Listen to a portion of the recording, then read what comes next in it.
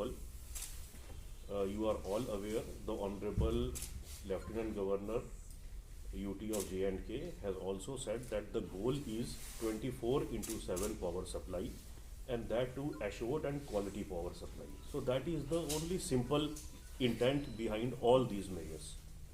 You have yourself witnessed that today, in today's scenario, wherever there is power, there are DISCOMs, distribution companies, there are corporations, like we have the Power Distribution Corporation and the Power Transmission Corporation in Jammu as well as Kashmir province. We are supposed to move ahead towards a more accountable system, and we are not supposed to go back into ages. I assure you that the government is working with all the commitment and sincerity to protect public interest.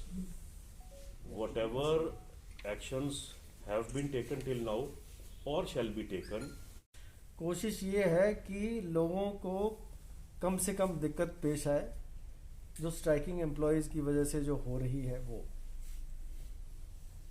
अभी भी हमारी बातचीत का सिलसिला जारी रहेगा और मुझे उम्मीद है कि ये जो स्ट्राइकिंग एम्प्लॉयज़ हैं वो हमारे आश्वासन से आश्वस्त हो जाएंगे और अपनी स्ट्राइक को कॉल ऑफ कर लेंगे, और हम अपने प्रयास में किसी तरह की कोई कमी नहीं रखेंगे।